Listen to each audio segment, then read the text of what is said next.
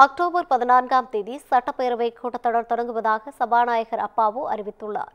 6 மாத கால இடைவெளியில் சட்டசபை மீண்டும் கூட்டப்பட வேண்டும் என்ற விதிகளின் அடிப்படையில் தமிழக சட்டசபை மீண்டும் கூட இருக்கிறது. அக்டோபர் மாதம் 14ஆம் தேதி மழைக்கால கூட்டத்தொடராக இது நடைபெற இருக்கிறது. இது தொடர்பாக சென்னை தலைமைச் செயலகத்தில் செய்தியாளர்களை சந்தித்த சபாநாயகர் அப்பாவு இந்த அறிவிப்பை வெளியிட்டார். அன்றைய தினம் முன்னாள் எம்எல்ஏ 8 பேரின் மறைவிற்கு இரங்கல் தெரிவிக்கப்பட்டு வால்பாறை எம்எல்ஏ அமல் கந்தசாமி மறைவிற்கு இரங்கல் தீர்மானம் நிறைவேற்றப்படும் என தெரிவித்துள்ளார்.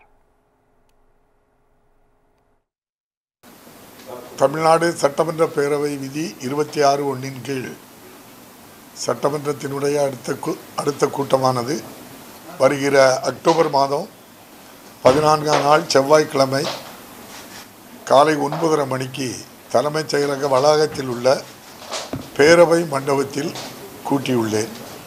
அதனைத் தொடர்ந்து 2025-26ஆம் ஆண்டுக்கான கூடுதல் செலவுக்கான மானிய கோரிக்கைகள் சட்டமன்றத்திலே அளிக்கப்பட்டு நிறைவேற்றப்படும்.